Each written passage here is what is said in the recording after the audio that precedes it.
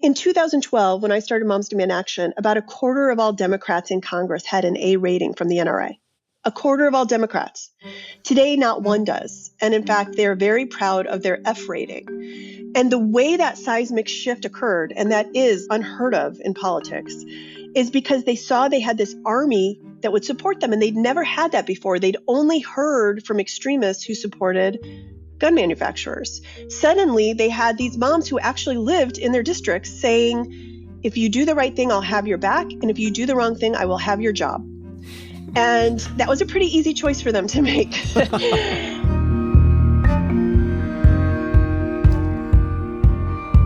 I'm Guy Kawasaki. This is Remarkable People, and we are in the business of making people remarkable. And helping me today is the remarkable Shannon Watts, and I'll let her introduce herself. Thank you. I'm Shannon Watts. I'm the founder emerita of Moms Demand Action, which is now the largest gun violence prevention organization in the nation. And I'm also an organizer and an author, and have been doing this work now for over a decade. Thank you very much for that intro. This is kind of a weird general question that has no real concrete answer, but I just have to ask you, do you sometimes wonder, Shannon, whether as a society we have learned anything at all in the last 20 years? I don't think I could be an activist and feel that way. I think hope is, as activists have said in the past, hope is a discipline. And if you aren't hopeful and you aren't joyful in your activism, you will get burned out. And I've seen that happen over and over again. The other thing that I would say is if you expect to win overnight, then sure, you would feel like nothing had happened. But that is another part of activism, which is it is a marathon, not a sprint. It takes decades, if not centuries, to get to where you need to be. That doesn't excuse you from having to do the work, right? You still have to do your piece of it. But when you can look at it as a long-term project that you are a part of, then you can get out of the weeds and you can see how much progress has been made. You think about movements in the past like civil rights or suffrage or even Mothers Against Drunk Driving. And if those activists had given up after a month or a year, we wouldn't have the society that we have today. So I really do try to look at it like we are making incremental change that leads to revolutions. Let's just go back a bit in history, and if you could just briefly summarize the genesis of Moms Demand Action. I had taken about a 5-year break from my corporate career. I had gotten remarried. I was blending a family of 5 children. And I thought, I'm just going to take a beat. I'll go back to work. I was in corporate communications, and I was getting ready to do that. I had prepared my resume, was getting ready to go back into the workforce. And one day, while all my kids were at school, at the time they ranged in age from elementary school to high school, I was doing laundry, right? That's like a full-time job when you're a mom of 5. And so I poured all the laundry out on my bed, and I had turned the TV on in the background. And suddenly I saw this chyron of breaking news. This was December of 2012, that there was a school shooting in Newtown, Connecticut. I'd never heard of Newtown, Connecticut. I couldn't believe there was a school shooting. And so I just I'm sure like so many other women that day, so many other mothers in particular, I stopped what I was doing. And for the next many, many hours, I was just riveted to the television and devastated. I was in tears over this footage of families in the parking lot waiting to hear if their children or family members had been slaughtered by what appeared to be a very young man with an assault rifle. And I just was inconsolable. This was right before the holidays. It was so cold. I just was so devastated. I went to bed. And when I woke up, that devastation had crystallized into abject rage. I was so angry, I could not contain myself the next day. I can still summon the feeling. And so I thought, okay, I have to do something. I know how to create a Facebook page. In 2012, Facebook was a very big deal for women my age to communicate. And so I just started a new page. I didn't have a focus group in my Indiana kitchen, so I called it 1 Million Moms for Gun Control, not realizing that 1 Million Moms was like this anti-gay group and that gun control was a phrase that was verboten inside the Beltway. But I sent out this clarion call to other mothers and said, it's time that we stand up and organize against the gun lobby. And that was the beginning of Moms Demand Action. Just like that. Just like that. And you have created an organization that has about 10 million members. You must be just a fountain of wisdom about how to create an activist organization. So give us some lessons about what you learned back then that other people listening to this can apply when they want to be an activist. I want to be clear that when I started Moms Demand Action, I knew little to nothing about organizing, about the political process, about gun violence even. I was an absolute novice, and I was told at every turn I wasn't the right person to lead this organization. It already existed. I couldn't do it. It would never work. It needed to be a lobbyist or a lawyer. It needed to be a survivor of gun violence. And I'm not saying none of those things held water. I'm just saying that I trusted my gut. And my gut told me that the best way to take on the most powerful, wealthy, dangerous special interest that ever has existed was an army of angry mothers. That is what my intuition told me. And one of the most important lessons I would say is that we built the plane as we flew it. We did not wait until we crossed every T and dotted every I. I would still be learning about all of those things, organizing gun violence, the political system, if I had waited. We just jumped in and we saw an opening to put pressure on the country. And that was a really important lesson. I think a lot of people have good ideas and they just wait too long and the moment passes them by. And the other lesson I learned is that we're all leaders. I'm not a unicorn. I wasn't born with some amazing talent to do this. I just was an outraged citizen in a democracy. And we all hold that potential to make a difference and to create change. Even if it isn't a national organization, it might be in your neighborhood or your community, maybe your state. But that's the beauty of living in a democracy. As Alice Walker says, activism is the rent I pay to live on the planet. And so we all should be thinking about what is the rent we're paying. And, the last thing I would say is that politics is cyclical. And if you don't have hope, if you believe that things are screwed up and that's the way they're always going to be, and there's no chance of changing for the better, then I think in a lot of ways you're complicit in the system that we have. It's just morally unacceptable to sit on the sidelines. And in fact, I would go a step further and say there's a moral imperative to run for office, particularly for women. I think that's another important lesson. When you give women the skills to shape policy, they intuitively want to start making it. They want a seat at the table. Women only hold about 25% of the 500,000 elected positions in this country. And as the saying goes, when you don't have a seat at the table, you're probably on the menu. And women in America right now are on the menu. Wow, that's a hell of an eloquent statement. My goodness. And no wonder 10 million women follow you. Oh my God. Let me ask you a kind of a gut level question. So obviously gun violence has not exactly stopped. And what's your visceral reaction when you hear politicians say, I'm sending my thoughts and prayers? How do you even cope with somebody saying that? As my children say, that is so cringe at this point to even think that is an acceptable thing to say after a shooting tragedy. And we really have gone out of our way in the last decade to point fingers at people who have been elected to shape policy in this country, who have the power to stop these deaths, relying on thoughts and prayers. We aren't electing you for your thoughts or your prayers. We are electing you to make policy. And if you are too cowardly to do that, then you shouldn't have that job. But the reality is they're only cowardly often when it comes to gun violence. I think Ted Cruz is such an interesting example of this because he, after every mass shooting tragedy, says, oh, we can't talk about this. We can never change this. Laws won't impact this. And yet, after over a dozen people were killed in a hot air balloon accident in Texas, what was the very first thing Ted Cruz did? He passed safety legislation to regulate hot air balloons throughout the entire country. He knows laws work. He didn't just rely on thoughts and prayers when it came to the safety of hot air balloons. He acted. And we know that the reason that America is so unique, we have a 25 times higher gun homicide rate than any peer nation, is because we also have something no peer nation has, a gun lobby. A gun lobby that is using its wealth and its political power to shape who is elected in this country. And that is on us, on voters. I understand we don't lead single issue lives, but when you go to the polls, if you aren't voting on gun violence prevention as an issue, what does it matter if our economy is great, or if we have access to health care, or if we aren't paying capital gains tax, if our children are being slaughtered inside their schools?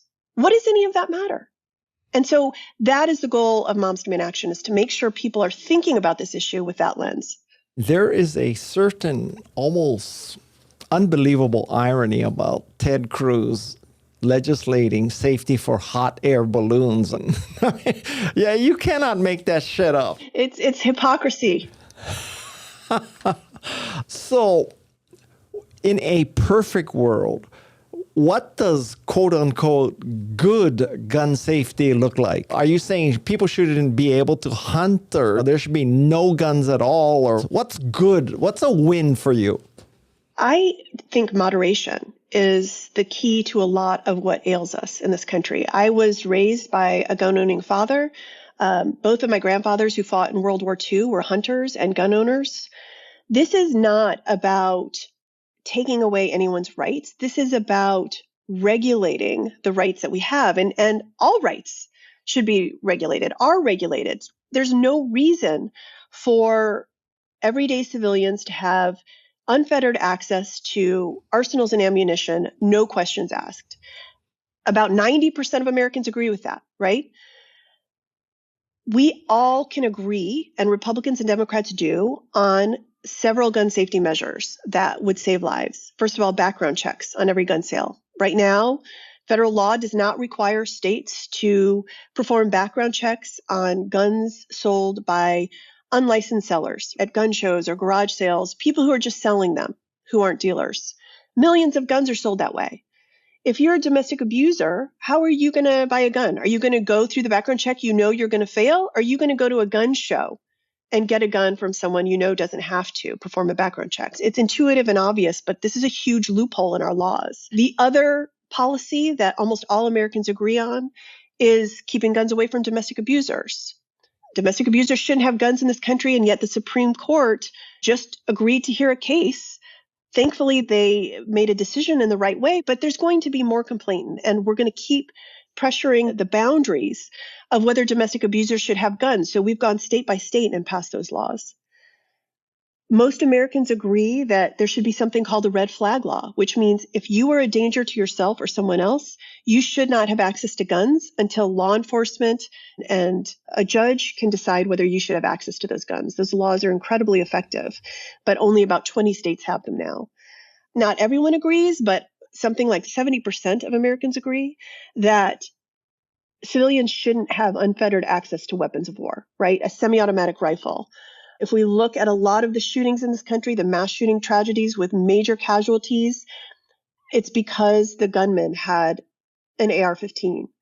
And that is the weapon of choice among white supremacists and mass shooters. It's incredibly dangerous. It is immoral. And yet we have lawmakers who are doing the gun lobby's work and trying to make sure that we all have access to them.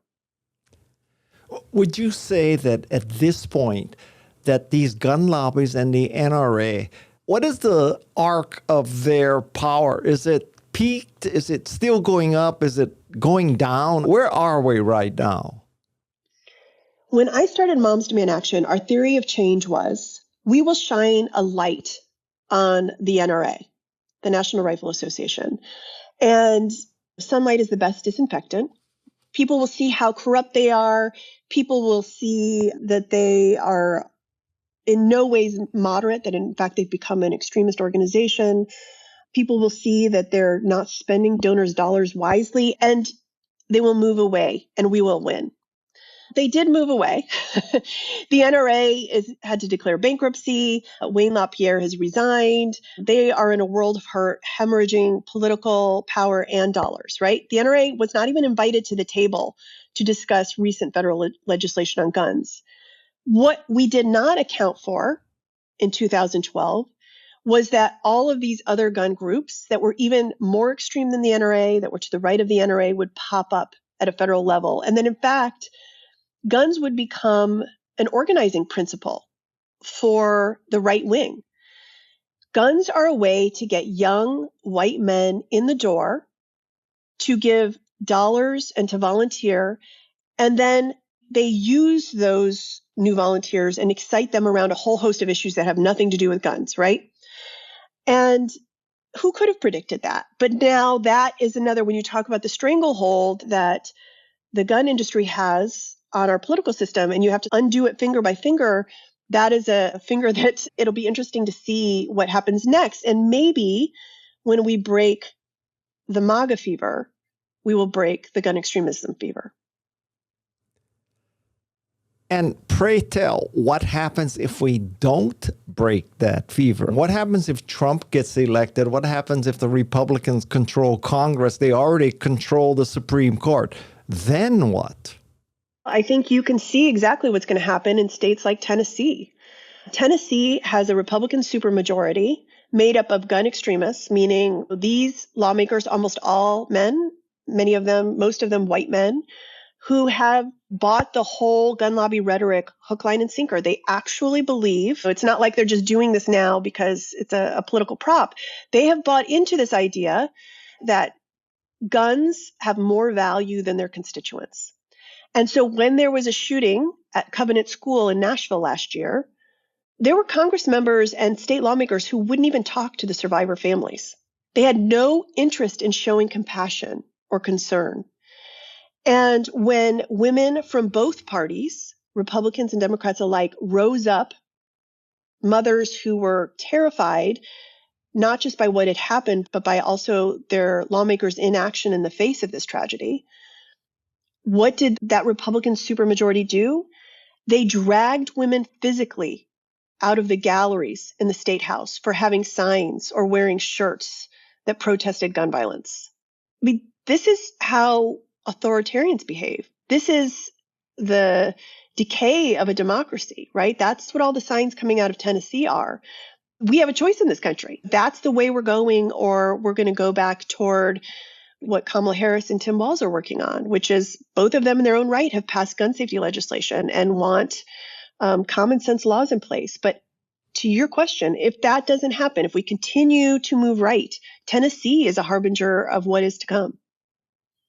All right, so let's back off from the worst case, but tell us the steps that seem doable and practical to get to this point of gun safety or gun control. First is finding a piece of the work that you're passionate about and doing it. What I have seen through Moms Demand Action, we're not just moms, we're not just women, we're all caring Americans. We even have students demand action now. But what I have seen is that when there's this trifecta, when women figure out what their abilities are, and they also start to unearth their values, and then their burning desires, those three things, their abilities, their values, their burning desires, they come alive. I think that's why activism is so joyful and so hopeful, because you are using the things, the skills, the passions that are important to you to help other people, right? The secret sauce of life. That's why we're here. That's the point of Earth School. And when you get involved, you realize, oh, there's so many different ways. Maybe I want to work on this legislatively. Maybe I want to work on it electorally. Maybe I want to work on it culturally. It isn't like you just become an activist and you're showing up at protests and marches. That isn't activism. Maybe you are in charge of data management entry. Maybe you're meeting with lawmakers, or maybe you're tabling at farmers markets. I don't know what is important to you, but it is important to figure that out. And when it comes to gun safety, we're working on this at all levels of government, everything from school boards and city councils to state houses to Congress, changing the way people see secure storage, making sure that people vote on this issue, making sure that we pass or stop laws depending on whether they would save lives. It's really a huge scale of what you can get involved in, but it's important to first take that step and get off the sidelines. Can you tell us some power tips for influencing and persuading people who, at least at the start, are just diametrically opposed to what you want to accomplish. To take the worst case, if you had to meet with Ted Cruz, what would you do? I think it's really important to delineate extremists from average Americans who have questions or concerns or want to debate. What I have realized in the last 12 years is that there is a very vocal minority, and you will not change their hearts and minds. Absolutely. It is not worth our time. Given that 90% of Americans support gun safety, why try to change the hearts and minds of this very small minority who are extremists? I think I would have to put Ted Cruz in that bucket at this point. However, there are people like my dad. My dad is very conservative, Catholic, who voted for Donald Trump. I know in the first election. I'm not sure about the second because I don't want to ask him. And I don't know how he's going to vote in this next election because I don't want to know that either. But when I first started Moms Demand Action, he reached out to me and he thought that I was doing something that was unconstitutional. He thought that I was doing something radical. And it just took a lot of conversations over that first year. The way my dad eventually got to wrapping his arms around supporting gun safety was to decide that he thought it was part of a pro-life platform. We disagree on abortion rights, but he now says, if I don't support abortion, then I can't support unfettered access to guns. That's his thought process. But we got there because I shared data and anecdotes and stories. And eventually, my dad started showing up at Moms Demand Action events wearing our shirt.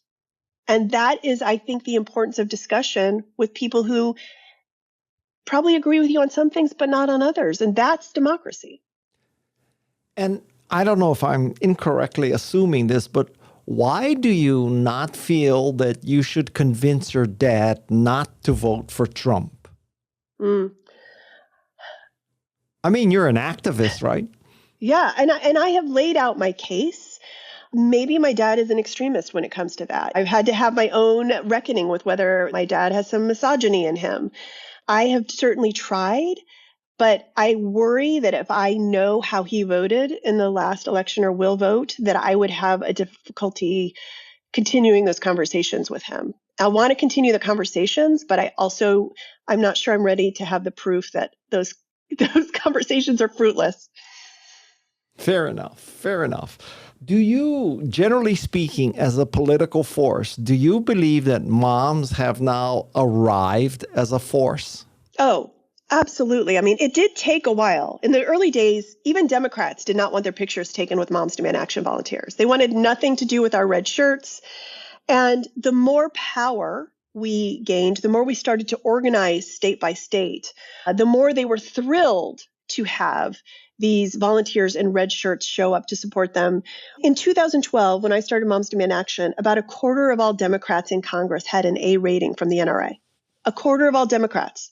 Today, not one does. And in fact, they're very proud of their F rating. And the way that seismic shift occurred, and that is unheard of in politics, is because they saw they had this army that would support them. And they'd never had that before. They'd only heard from extremists who supported gun manufacturers. Suddenly, they had these moms who actually lived in their districts saying, if you do the right thing, I'll have your back. And if you do the wrong thing, I will have your job. And that was a pretty easy choice for them to make. And so now, Moms Demand Action volunteers are everywhere, and lawmakers, at least Democrats, are happy to see them. But the way we win on this issue is for Republicans and Democrats alike to see Moms Demand Action as a force for good. Do you have a Moms Demand Action grading system a la the NRA's? Yes, it's not a grading system, so to speak. It's more of a word of honor. So it's called Gun Sense Voter. You can go to gunsensevoter.com, .org, and you will see where your candidates are in your area. And that means if they have filled out a form and the way they filled out the form made them a gun sense candidate, they will be there. If they didn't, they won't. And it's funny because we've even seen Republicans want to have this stamp of approval from Moms Demand Action. So this has become a very important way to delineate between those people who are extremists and those people who are open. And they compete for it in the primary and then in the general election. And so it's not necessarily a grading system, it's more of an award, but it's really important filter for voters to know where their candidates stand going into an election. But as you mentioned, they fill out the form. Why don't you just go? If I went there right now and looked up Ted Cruz, there wouldn't be an entry, right? Why don't you just give them an F? Well, we don't have a grading system necessarily because that gives too much room for gray. And what we really want is to stay in the black and white. If you don't fill out the form and return it, if you don't fill it out the right way, you don't get it at all. And I would hate to give someone a C who is maybe good on one thing and bad on another. This has worked out really well. I think the NRA has even seen the error of their ways. They no longer grade candidates because an A rating from the NRA has become a scarlet letter, if you will. And so they actually took all of their grades down because they didn't want us to use them against them. So Gun Sense Voter has become a really solid way of deciding who has gun sense and who doesn't. Great. Okay. Do you have tips for women about how to become even more audacious?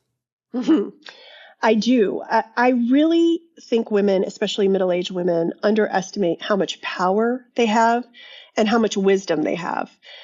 The average age for a woman to run for office is 47, and usually after they've been asked at least 7 times. Men don't have that same gating factor. Often they think about this as a career on top of the career they already have. They don't see it interrupting their ability to raise a family.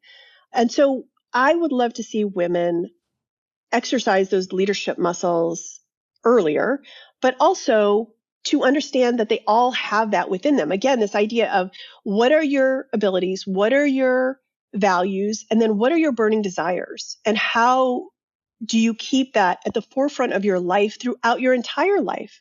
We all deserve to leave a legacy. And again, that doesn't mean that you start a company or a huge organization. It just means you lived your life in a way that was authentic and true to you and that you felt alive. And I think men are taught to follow their desires and women are taught to fulfill their obligations. And that is something that if we can start to shift that narrative in women's lives, so much would change, not just in America, but in the world. And I think the question is that a nice to do, or is that at this point a moral obligation? And I would lean toward moral obligation. You mean it's a woman's moral obligation to be audacious and active?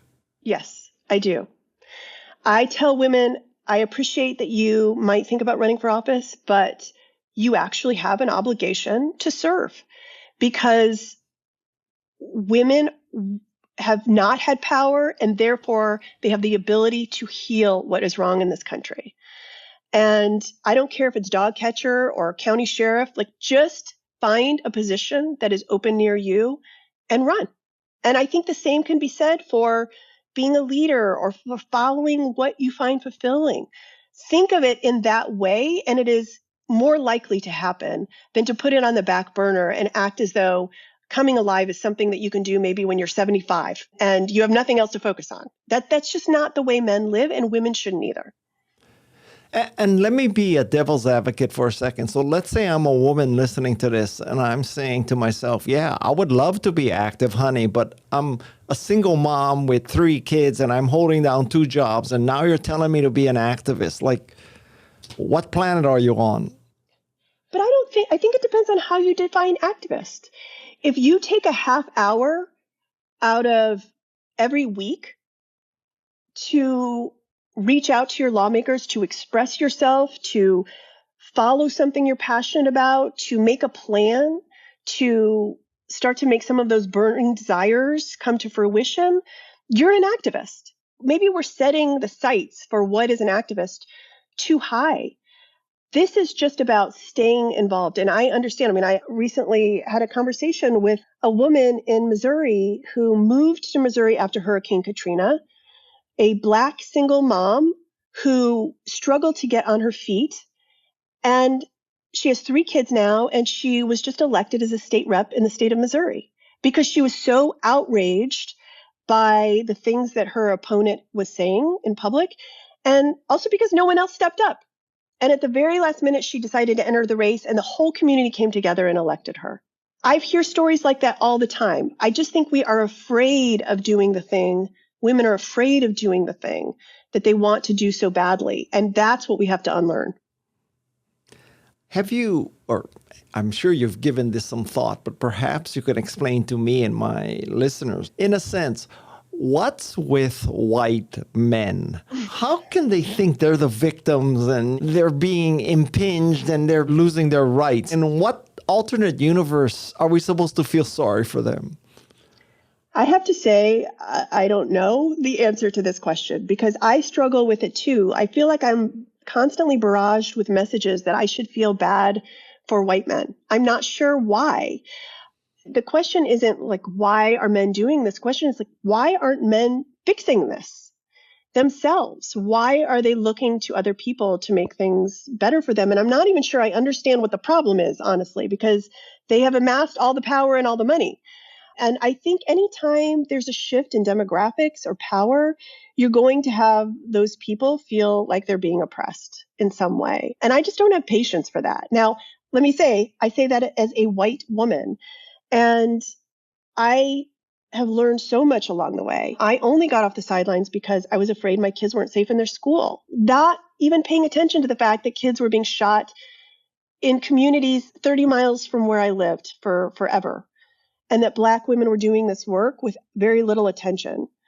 And we stand on their shoulders. So I think that we can learn if we are open to understanding and being self-aware about how we come to the issues ourselves. I'm not seeing a lot of that in white men yet. I'm glad that in a sense you don't understand it too. I really don't understand this at all. I'm married to one. Listen, I have empathy for a lot of people, but not white men, and particularly not white tech billionaires. Oh my God. I just want to throw up whenever they open their mouths. But anyway. You being at the front edge of this and having built such an organization, I would love to hear your insights on what's effective now in terms of social media, newsletters, email. It's not as simple as you put out a tweet and everything happens. So what works now? It's funny because I always wonder, how did Mothers Against Drunk Driving, how were they so successful so quickly in the 80s? Were they like calling each other on their rotary phones and driving over to the state house and sending snail mail? Like I do not know how these women did it. We were very fortunate when I started Moms Demand Action that, as I said, Facebook was very much in the zeitgeist. We were organizing on private pages in Facebook for every state. That was an incredible tool to us back in 2012. And then I probably started using Twitter a few years later. And then we realized, oh, with hashtags, we could thank and shame lawmakers. We could get companies to change their policies around things like open carry. And we did that. I mean, I remember there were pictures of men with AR-15s inside Chipotle. And we started using the hashtag burritos, not bullets. And within a weekend, they changed their policy. And it seemed like this magic trick. We had access to this technology that could help us amplify our activism by 1,000-fold. Now, here we are 12 years later. Obviously, Facebook is not where people hang out anymore. Twitter has become X and is now a very toxic stew. So I think the important thing is to just always be at the forefront. I think it's really interesting to watch what Zoom is doing.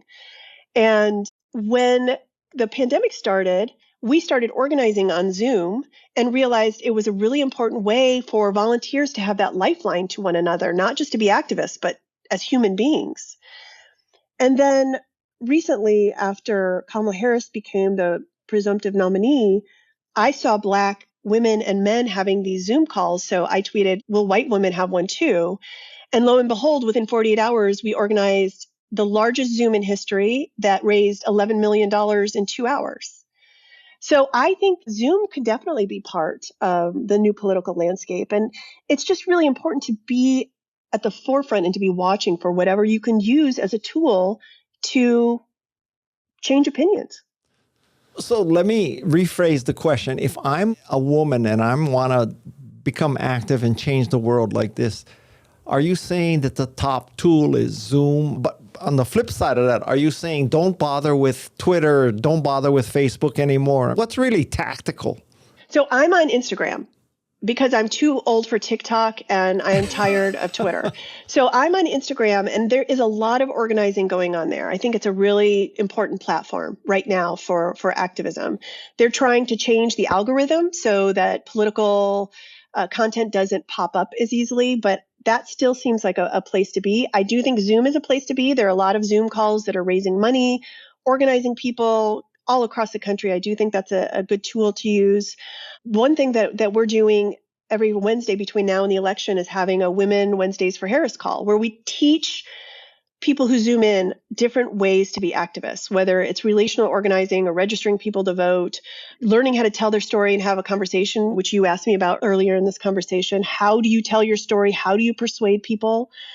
And I think that just getting together, having house parties, meeting in person, knocking doors, doing the old-fashioned footwork, what I call the unglamorous heavy lifting of grassroots activism, that will never go out of style. That will always be an important way to force change. Can you see a day when Jim Jordan or some other clown in Congress is going to haul the CEO of Zoom in front of Congress and say, well, you're a front for Chinese spying, so we need to ban Zoom from America because they want to shut it down, as you say, such a powerful tool?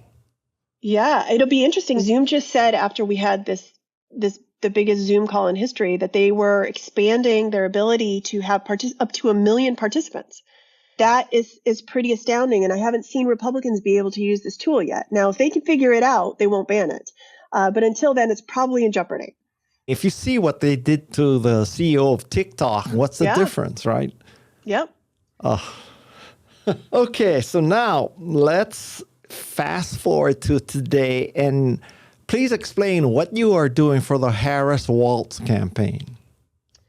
Yeah, I'm really honored to be a surrogate. I was a huge fan of Kamala Harris becoming the candidate. I couldn't believe it when it happened. I was thrilled. And then she picked Tim Walz, who he has just been so good on the issue of gun safety in his state, passing background checks. There's this anecdote from Minnesota volunteers. They were really worried because when he ran, he originally didn't make gun safety a big part of his platform. And he is a gun owner and a hunter and a former military member. And so they went up to him at the state fair. And what I've learned is that a lot of things happen at state fairs. A lot of political persuasion happens at state fairs. And so they approached him after he was elected or during the campaign. And he said, I'm so grateful for you and for your support, and I will help you get this done. And he did. Every year that he has been governor, he has worked relentlessly on gun safety, and it finally happened. So the two of them as a ticket are the juxtaposition between what would happen if Donald Trump and J.D. Vance were elected on guns versus the Harris-Walz ticket is very stark. And so we just have, whatever amount of days we have left between now and the election. I'm not going to waste a minute. I want to wake up the day after the election and know I left it all in the field. And that includes traveling to battleground states and getting out the vote, continuing these Zoom education calls, doing whatever I can as a citizen to make sure the Harris-Walz ticket is elected, because not just for gun safety, but because all of our freedoms and safeties are on the line. And I just don't think any of us can rest on our laurels before this election. Could you just back up for a second and define the term surrogate? What does a surrogate do?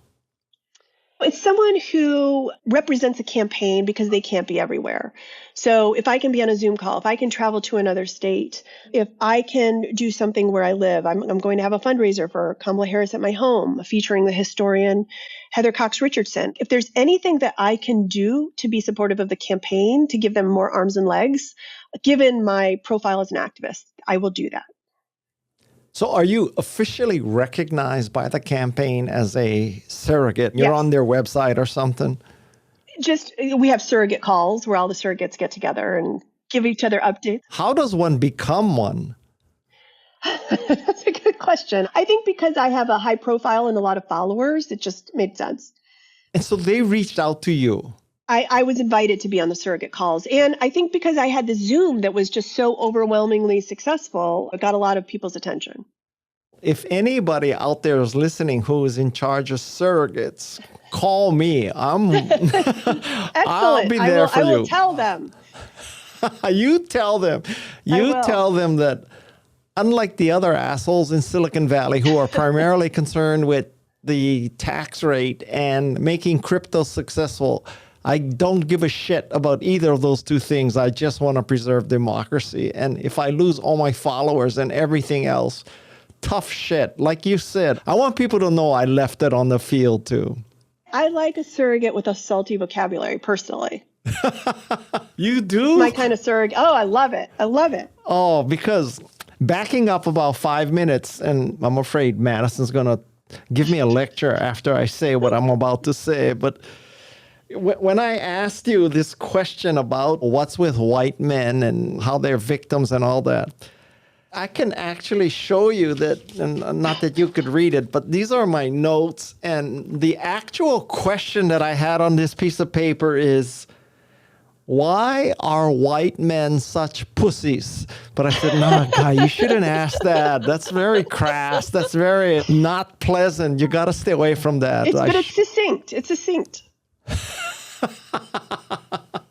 Well, Madison, I know Madison is listening, so we're going to have to keep that section Poor in. Madison. I know people who have very active roles in the fundraising, and I said, just make me CMO for one day, and I'll change the slogan to vote for Trump and lose your vagina. And they said, no, that's okay, guy. Just keep writing checks. Don't worry about the market. That might not be quite as succinct. You'd have to get an acronym for that, I think. All right. So a little bit of, reality check here. So what are the personal costs for what you do? Well, I don't know that I would have started Moms Demand Action if I had known what they were ahead of time. I was very naive. All of my public information was my address, my phone number, my email. It was all out there. My kids' names, schools. I just never imagined that I would become a public persona. And so when I put out that clarion call to women and mothers, within hours, I started getting threats of death, sexual violence to me, to my daughters immediately.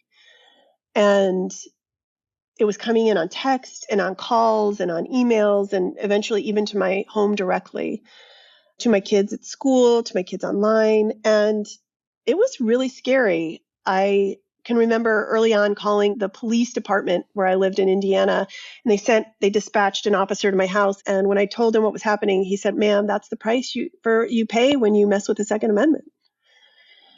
And I thought, okay. That's what he said. Yeah.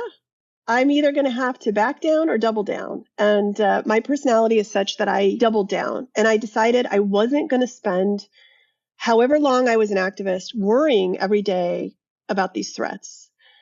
And I really haven't. And I don't think I could do this work if my husband and children were afraid. Thankfully, none of them are. They're all very supportive. But there are volunteers who I understand. They live in red states. They don't want to use their last names. They're afraid of armed men showing up. And that was never the intention of the Second Amendment, right? To silence and intimidate other Americans. And yet that's what it's turned into. So I would say that is part of the personal cost. And the other part is that I was really away from my family for many years on the road. I had a global services member for United because I had so many airline miles, and it's not something I'm proud of.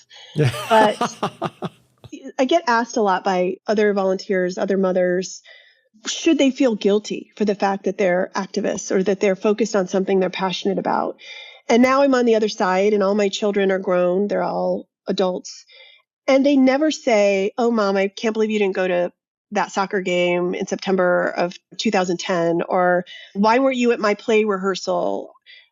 They are only proud of me and they only remember the moments when they saw me doing something that lit me up, that made me come alive, that I was passionate about, and they're emulating that in their own lives. So I think there's some of it is sort of an anachronistic or even misogynistic narrative that becomes a talk track for women, which is don't go after things that you want to do, that you're passionate about. Just do what you're supposed to do.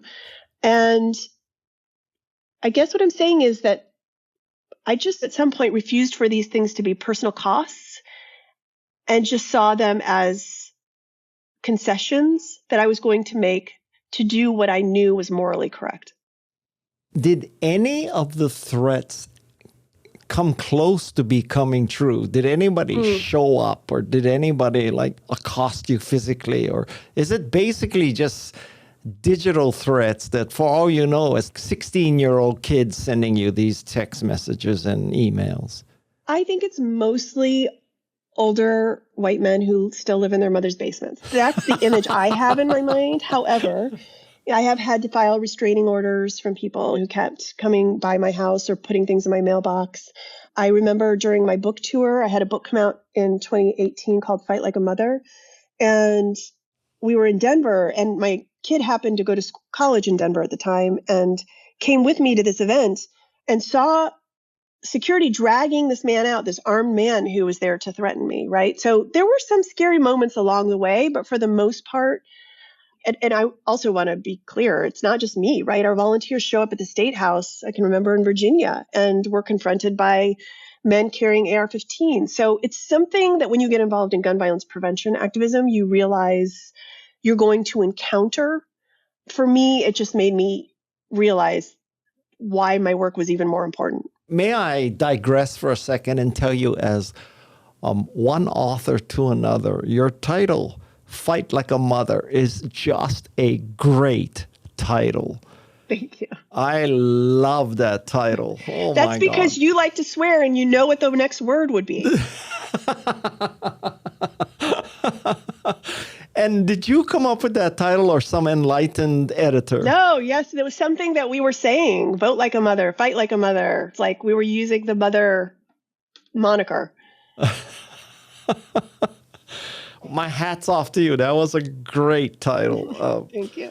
So listen, we're at the end of our interview, and I've asked all the questions I want to ask, and including why are white men such pussies? So now I'll give you, this is your platform. I don't hold myself out as a journalist trying to represent both sides. I am exactly on one side. So I'm as partisan as you can be. So I'm going to give you just free access because you've been so eloquent already. I know you can do this. Just give us your closing pitch. Give us your closing statement. I would hope that everyone who is listening to us would be inspired to find a piece of the work they're passionate about and start doing it. And it doesn't even have to be gun violence prevention. It can be any issue in America that you are concerned about, and go after it. And I hope what you realize and what you learn is, especially if you're a middle-aged woman, that is how you leave a legacy. That is how you feel alive in your life, is to do this work. Because one, you'll feel like you're winning, but two, you'll feel like you found your people. I travel all the time and I see so many women saying, oh, I met this person who has become my best friend. And it's because they got engaged in activism. And so I just hope that people see that this is, as Alice Walker says, the rent you pay to live on the planet. And you can do it on top of whatever else is happening in your life. And in fact, you have an obligation to. It has changed my life for the better. I ended up creating one of the world's largest field experiments for mobilizing women in this country. And I am better for it. And I will never go back to sitting on the sidelines in this country. I do see real progress and real change, but we are also at an inflection point, as we are so many times in the history of America and this amazing experiment. And we have a very stark choice to make. It is between good and evil, in my opinion. And we have to, as we talked about, wake up the day after the election and feel like we did everything possible to ensure the right outcome. Can I ask you a dumb question? Why don't you run for office? I feel in a way like I have been running for 12 years. And I also like to speak my mind. And my good friend, Lucy McBath, who was a Moms Demand Action volunteer, she's a gun violence survivor. Her son was murdered by a man with a gun. She's now a congresswoman in Georgia. She always tells me, you can't say the things you're saying right now out there if you run for office and win. I'm not willing to make that sacrifice, but I love helping other women get elected to office. I'm on the board of Emerge America. I'm constantly supporting and working on the campaigns of other women. And when we talk about what's a legacy hope you leave, I hope it's that I inspired women to live up to their full potential and take elected office. Wow. You'll be happy to know that For 2 years, Madison and I pursued Stacey Abrams, and we finally got her to come on this podcast. And she recorded it in my house. And that's been one of the high points of this podcast. So now you're the second high point of this podcast. Oh, my gosh. That's very kind. Thank you. All right. I think we have more than enough. This has been remarkable. Thank you so much. And thank you. Do you have anything else you want to tell us or let us know? Madison, don't stop recording it. She may come up with even more great wisdom. I'm done. I have to go. I have to take a nap after all that talking. Thank you so much, Shannon. All the best to you. And when you come out with books and stuff, let us know because we will publicize it for you. I have one coming out in June of 25, which is basically about what we talked about. Like, how do you inspire women? And maybe in April of 2025, when Kamala and Tim are in the White House, we can have a follow-up interview. Love it. I'll tell you a funny Kamala story. So I was flying back from Newark to San Francisco, and she happened to be on the plane, and I recognized her. And after we got off the plane in San Francisco, after like a 3-hour delay, I went up to her and I said, the next time you should be flying on Air Force One. And she laughed. So maybe it's going to come true. I love it. You manifested it. That's all right, Shannon. Thank you so much. Have a great rest of your day. I appreciate this very much.